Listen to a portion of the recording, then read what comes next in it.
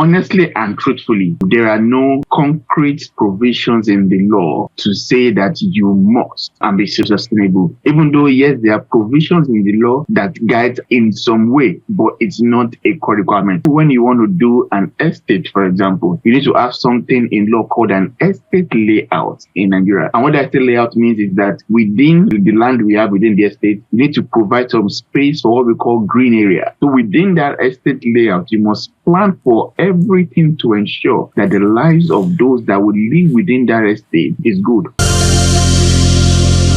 Yeah, welcome back to Just Africa, and this is the second segment, on Sook News Television. You can follow us on all our social media platforms at Sook News TV and subscribe to the Just Africa show on our YouTube channel. So, in Africa today, buildings are rising fast, but the questions around them are rising even faster. Who really owns the land? Who secure property rights? And are we building for today's profits or tomorrow's people? So the future of African real estate is not just about concrete and cranes. It's about laws that protect investment, systems that prevent disputes, and sustainable designs that can survive climate pressure, rapid urban growth, and rising energy costs. In the second segment, Just Africa will examine legal systems and the sustainability and the future of African real estate. Our guest, Ayobayo Babade, I hope I pronounced that well, who is a dual qualified attorney, New York and Nigeria, legal advisory specialist and real estate investment advisor, sustainability and social impact advocate, management consultant, technology and operations strategist. You can imagine his profile. Brings deep cross-border expertise that few legal professionals possess. So as a dual-qualified attorney in New York and Nigeria with more than a decade of experience across real estate law, contract management, compliance, procurement, and non-profit advocacy, he represents the intersection of legal rigor, operational execution, and sustainable development. His background in digital transformation, organizational systems, and strategic consulting makes him uniquely positioned to guide this discussion. Hello, Ayobayo Babade. How you doing? I'm doing very good. Thank you very much for having me. I am sincerely grateful for the opportunity. Thank you. Yeah. Emmanuel said you're looking. I see you're looking very fresh. The weather in that place is making you look very nice. All right, welcome again to the show. So let's go straight. So when we say, what does sustainable real estate looks like in an African context? Okay, yeah, thank you very much. So sustainable real estate within the African context would do a mixture of a real estate that is one useful for today, but does not negatively impact the future. So a real estate that today you can make use of it, that today it can provide for the needs of the country or of the people today, but does not negatively impact the future, such that the future generations do not come back and say that what we have done to real estate has negatively impacted them. And it's on all fronts, on how we build, what we build, how we build, and how we make use of the environment. A couple of days ago, I was listening to, I think it was Beautiful Nubia, and it was talking about how it was passing by Lagos-Ibadan Expressway a couple of days ago. And then when it was passing by, he saw a lot of trees and forests left and right. But he then came back now and he found out that everywhere was cleared away, that there was nothing. And like, that's not sustainable real estate. Even though, yes, you want to make room for development, but you should also ensure that you preserve the future such that you don't make it everything today. And then in the future, there really is no tree or there really isn't anything there to be of good to us. So as the discussion goes on, we look into what can be done and how we can ensure that we are sustainable in real estate, both for today and for the future. In fact, we are going to come back to this part you just explained, but I want to ask again, is sustainability in African real estate a genuine legal requirement, or it is just something that people just do and, they're just comfortable with it that way?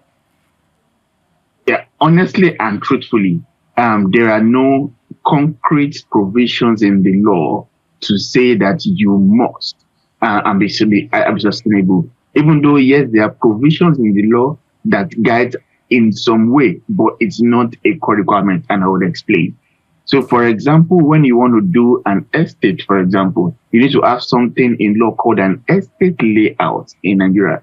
And what that estate layout means is that within the land we have within the estate, you need to provide some space for what we call green area. You need to provide some space for infrastructures that will make sure that the life of the people within that estate is well taken care of. So, like grocery stores, like petrol stations, commercial areas. So within that estate layout, you must plan for everything to ensure that the lives of those that will live within that estate is good.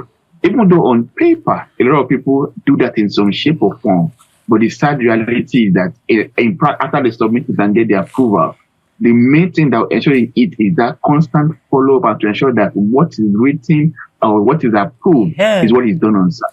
Yes. So what we see in reality, a lot of time people submit for approval, but when after they get the approval, they do on site, maybe totally different. Yeah. So wait, the legal part of this thing, I know it to be a bit technical because neither of us here is a lawyer, but one of the things that Africa suffer the most is sustainability, right? The laws will barely be on paper. It is there. We have the laws, but implementation is usually the problem. How do we fix sustainability in real estate? So to fix it, like I said, so one of the most important things is, I mentioned earlier that on paper, those things are there, but in reality, those things are not there. And one of the main things is monitoring. Monitoring. Individuals have to monitor and to show that, okay, what you said you're going to do, are you doing it? And interestingly, and that's starting point. Okay, if you see anything that is not meant to be, then there should be places where you can report to, and there are individuals that can then take them off. I know that was one of the issues that I think a while back where Lagos State was saying that they really do not have enough manpower to be able to monitor all the construction in Lagos. So, for example, there was a time where they were demolishing houses that were built on canals, on drainages, on places where power lines. Exactly. If they were not there, and people were asking that what happened when they were building, when they were doing all things that you did not see it, and now that it's now fully completed, people are living there. It's now when you are now need to now then demolishing, which is not sustainable. Somebody has spent money already building, and then you are demolishing. It will save more on everybody if it is stopped immediately it commences, so that you don't just it. So those are things that, so monitoring is key, and then after monitoring also is the enforcement. And the big thing that always makes those things not to be done is what we call deliver to do corruption. Because there are times where even the officials may even see it. But those people in charge will be like, oh, let us have something from you such that we will not enforce it. And then that then does not let it occur. Does not let sustainability occur. But if the laws as we have, if they are even implemented in some shape or form to the best of what the law provides, then we can then begin to talk about sustainability discussion. So yes, the laws, it needs to be improved and tweaked. But the starting point is the ones that we have, let's continually enforce them, and then we can then see how to then work on it and make sure it is sustainable both for us now and then for the future. From your profile, we can see you've experienced two different cultures. New York, which everybody looks at as maybe high standard, they'll say is the Sena climb. And then you've done Africa as well. If you were to compare both, right, what major differences would you be able to point out? So there are quite a couple of differences. And like one of the things I always say is that real estate has to work for the people. Yeah, so the people within that sphere has to say, okay, how can we make this thing work for us? And that's the most important thing. And I said that internal clients, one of the things that they do, one is they do a lot of projection. They look at, okay, even though things are working now, they look at, okay, what will happen next 20 years? What will happen next 30 years? What will happen next 50 years? And they begin to put structures in place now for that next 50 years. But one of the things I see, sadly, I'm at home is that people wait until the issue has become a big problem before you now begin to see how to address it. At that time, it's often too late because you're addressing problems now. No, that those problems that you're trying to address now are able to that may even cost them in the future. But when you do a lot of long-term planning to see, okay, this population we have now, we have this much people. In the next 50 years, how many people would we have? In the next 100 years, and they begin to plan structures for them such that you are able to not just only take care of the problem for today, but for the future. So that's one thing that I see that we really do not have at home as such. I know Lagos seems to have a bit of that in their planning and all, but a lot of other states, I really don't see a lot of that, such that in what they are doing, there's no future planning. And that's one major thing that's their lack. So that, because if you don't plan for the future, you're not able to make other laws or policies or things such that you're able to be not only ready for today, but also to meet future demands and future issues that will most likely occur. All right, thank you very much. Now, this is something that is happening. Of course, I told you we will come back to the very first explanation you gave. Like you used the Ibadan Expressway as an instance. You go today, it was forest. When you were coming back tomorrow, of course, buildings are springing up as if they were trees. Now, that is development in its real sense. So if we have all this massive growth in development in real estate and all that, why do disputes and fraud remain common in real estate transactions across the continent? Wow. So that really is another big issue within the industry, which is from fraud and a number of things that do occur there. And there are a number of ways by which one can address that or to see how to stem the tide. And then one major thing really is the ability for anybody, wherever you are, to be able to see, before I purchase this property, how can I know who owns this property today? As simple as that question is, sadly, it can be a very difficult question to answer, not only in Nigeria, but sadly in a good number of African countries, where you don't have a system that makes it easy for anybody to go and say, who owns this property? That's what we call the ease of doing due diligence. So, for example, in Lagos, you want to buy a plot of land. You can go to Alausa, that's the land registry in Alausa. You can see who owns the land there. But all you see will be the last person who went to the government to get a documentation saying that I own this land. But that land may have been transferred 2-3 times. And most times, the issue why the person who is currently the owner may not have gotten the government to recognize his ownership is because the process to make it, for a person to do that is one expensive and can be cumbersome. There are people, for example, who have been trying to get their governor's consent in Lagos for a couple of days, a couple of weeks, a couple of months, that they are not even able to do it. Sadly, some people even years, they are not able to get, and so that process makes it difficult, such that you really cannot say that the owner of this land as of today is this person. And when you can't do that, then you can't leave room for a number of issues to occur. That is one of the main issues that we have in that is sponsor of fraud. The second one that we have really is the parallel system that we have. So first is we have the traditional land tenure or land ownership, and then we have the English system. So that's why, for example, the Land Use Act says the governor owns the is in trust over the land in the state. But we have some people that we call moneyless that will say we also own the land. And so those parallel systems of land can be an issue. So yes, you can have a stay upon the land from the governor, and then when you go get to the land, you will see some people saying that you have to settle up before you build or do anything. And then those are things that also causing issues as well. So if those two can be fixed in a concrete way, then we can have a reduction in it.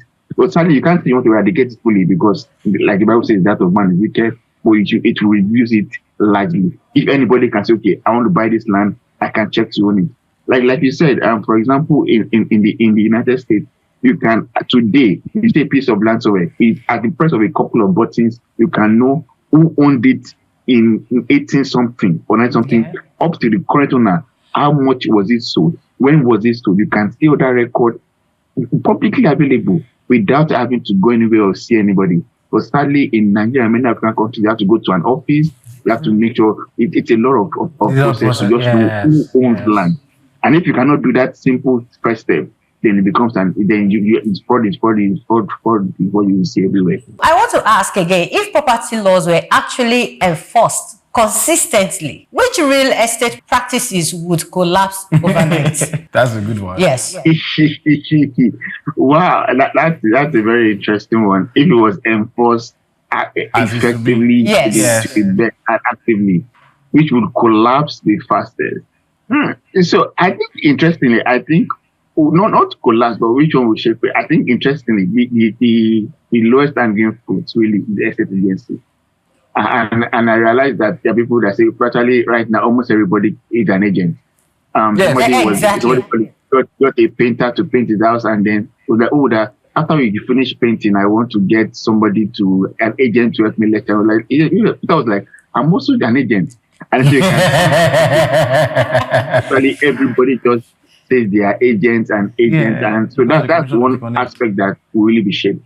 So if you put laws in place, and trust me, in Lagos, for example, there are laws in place, but sadly, like I said, the difference between our laws and what you see in practice really is just the enforcement. So there's a law in Lagos, for example, called the Lagos State Real Estate Regulatory Authority Law. And that says that everyone who wants to present himself or herself as an agent in Lagos has to be registered with that body or that authority. Yes. And one of the things is that the authority also says that you should have like a body that watches over you. For example, you have MBA for all lawyers. You should have a body that regulates your affairs. So it can be any of the estate agents association, like you have like the AEAN in Lagos, or ECAN, or APICAN, and all that. So AEAN is the Association of Estate Agents in Nigeria. ECAN is the Estate Rent Commission Agents Association of Nigeria.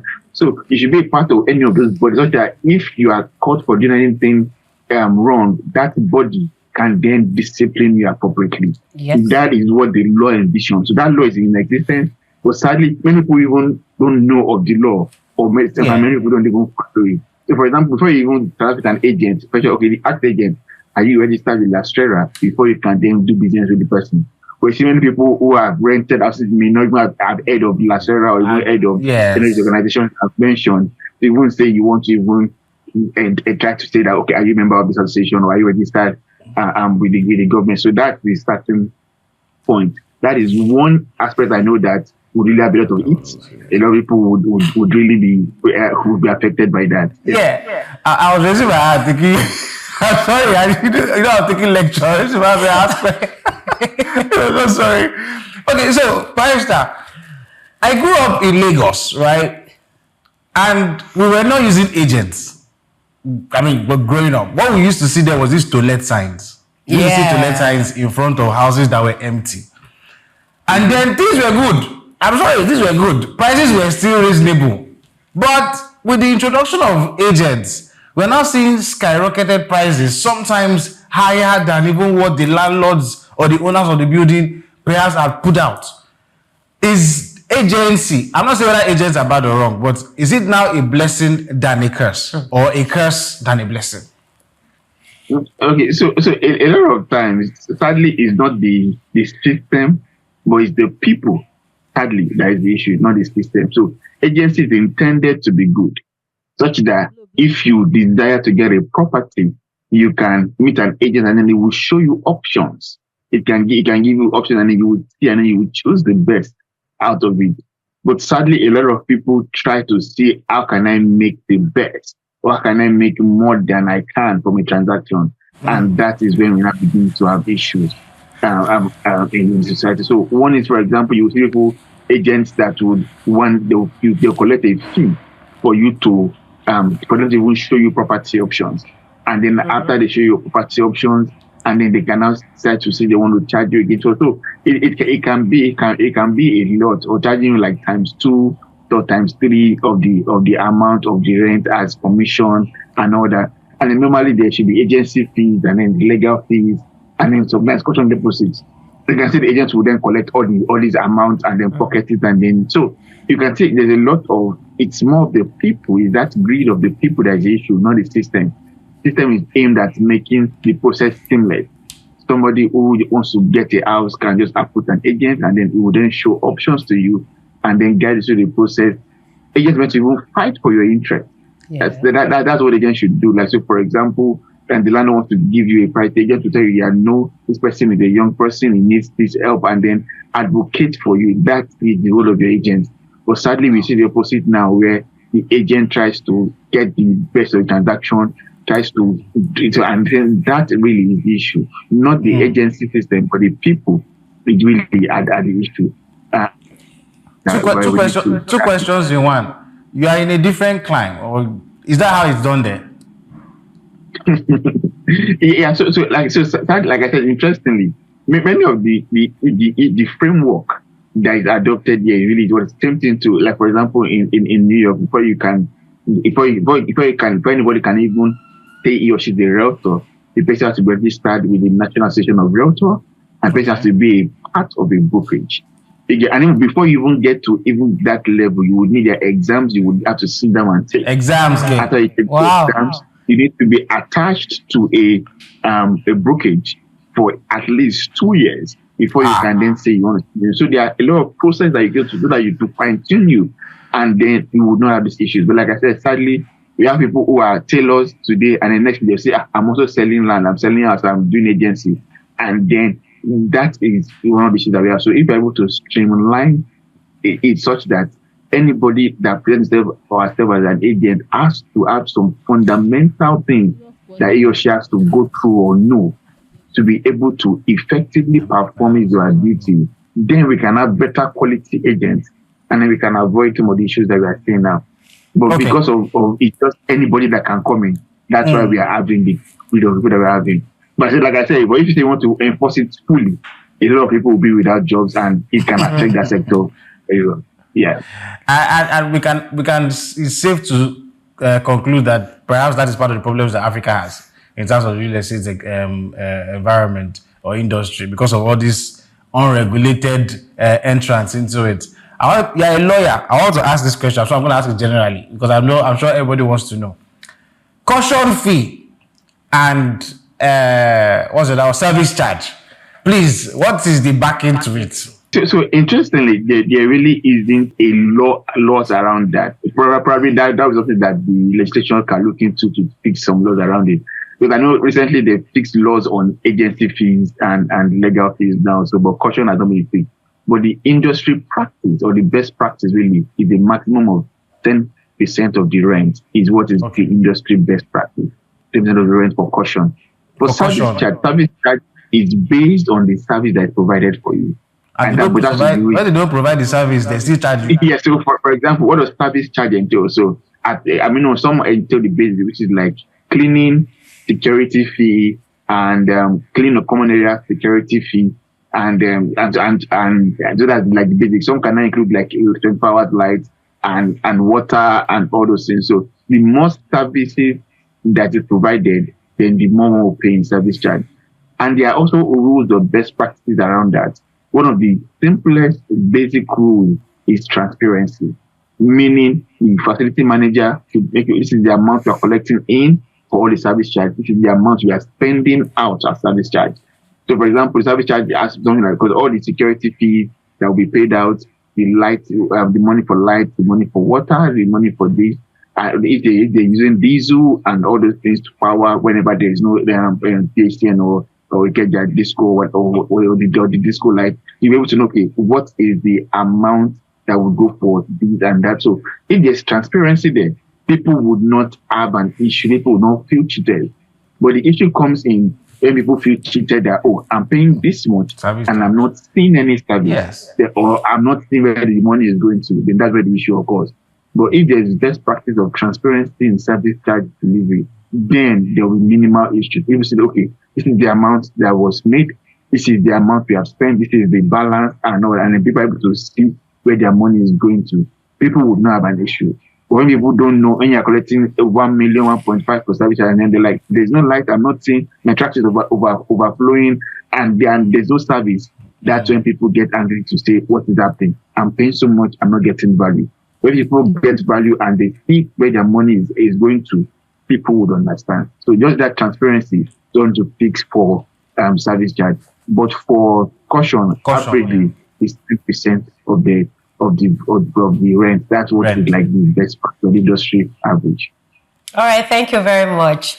Okay, so we talked about, or you mentioned earlier, the need for trees and anything green around our Exactly. houses. Now, right now, are there policies? Are there policies that encourage people to go into, or that will encourage people to go into green building, and ensuring that when you are building or you are coming into the real estate business, a section of that estate or whatever it is should have trees? Are there policies that are guiding people in that direction? Yeah, like I said earlier, interestingly, yes, there are laws on ground.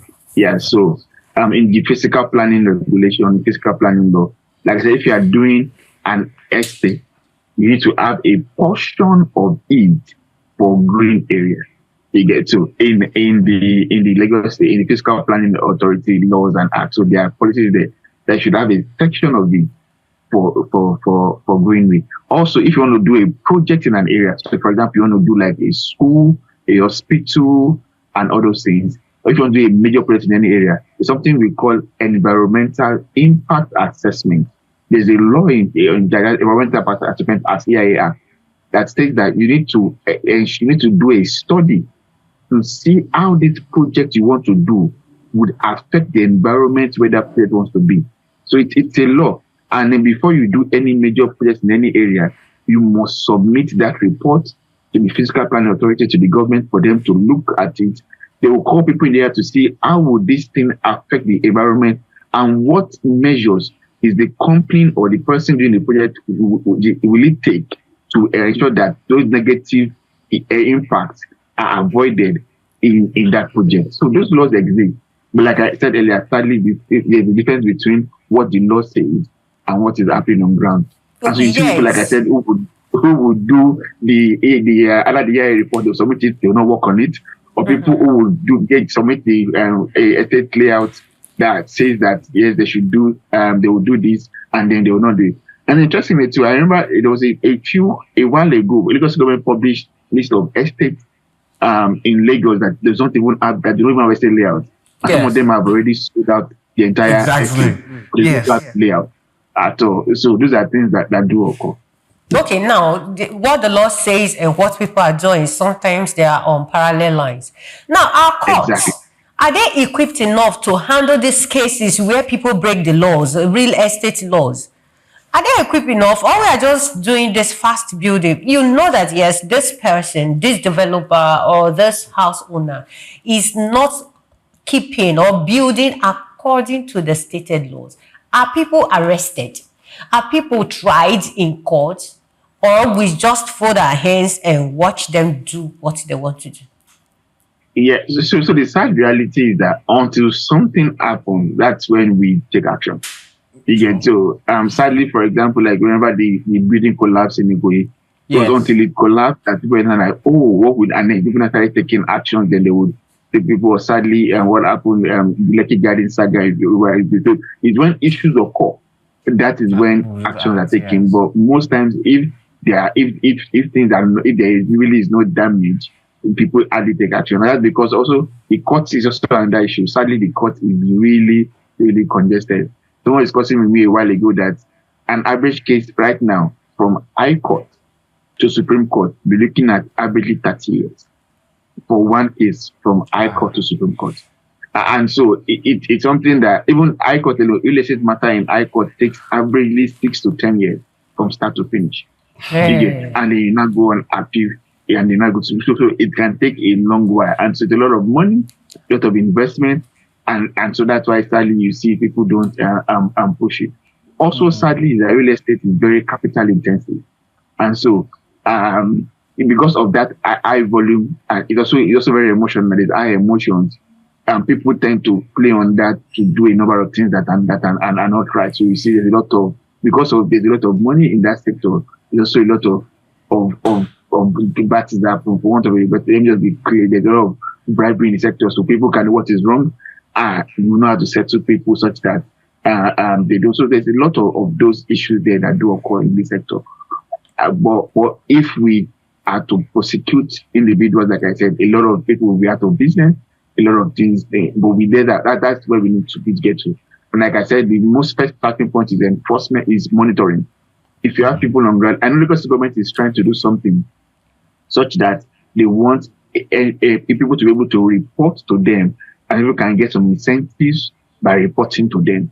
So if they can do such that everybody can be a watchdog for everybody, and they can be something that if you do something wrong and then you report to them and then they prosecute the person, I think they can have a system whereby the person who reported them will get a percentage of that thing. I know if we do some incentive like that, I believe that many people will be incentivized to tell on people doing what is wrong, and then we can then possibly see some enforcement in that regard.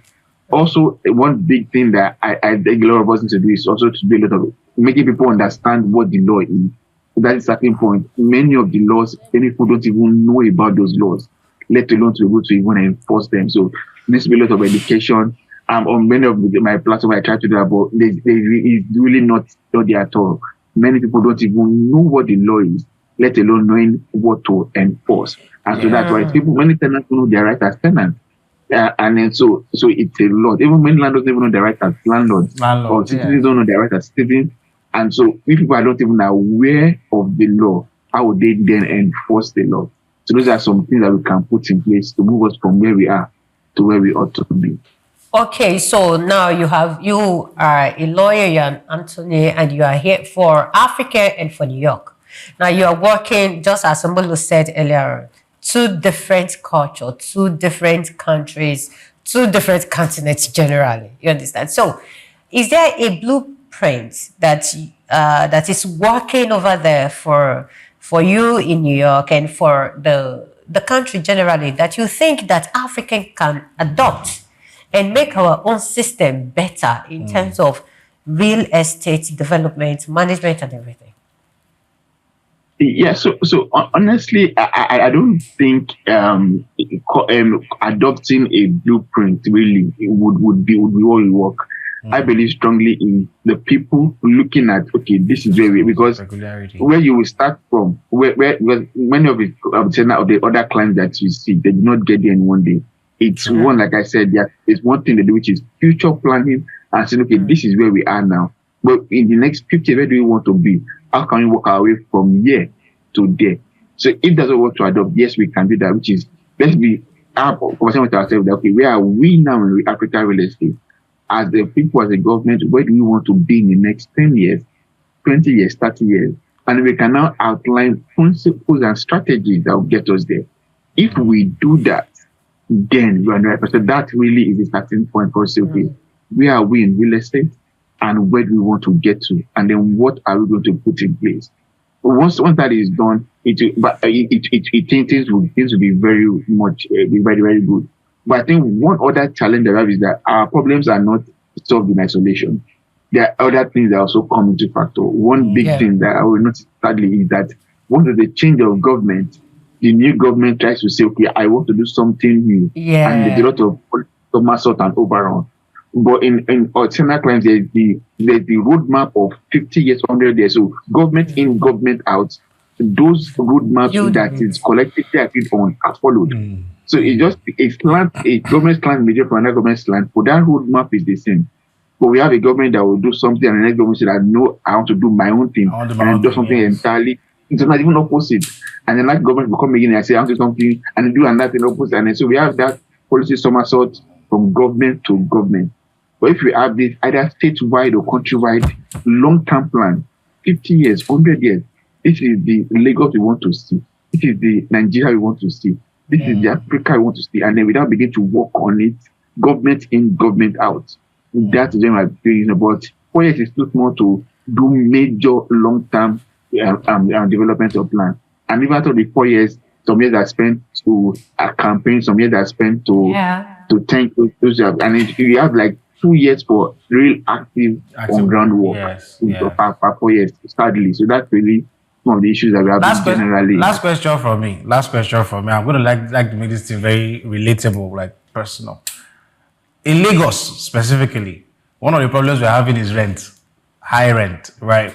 And when many people talk, they will tell you, oh, can't government regulate this thing? What essentially they're asking for is, can't government put a peg on certain amount of particular, I mean, for example, if it's 2 bedroom, this amount you pay anywhere you are, right?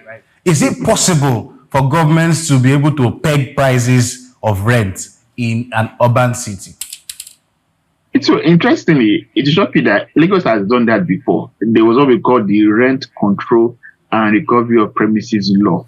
Yeah, up to 97, there was that law that so rent was controlled. So they'll tell you a 1 bedroom in Abule Egba, this is the price. A 2 bedroom in Odota, this should be the. So they will put the areas of the state into band, and then they will now categorize how much you can charge for this. So it was done there, but then it was under the military, and so things can be done by fiat. And then secondly is the fact that then a lot of other things were controlled by the government.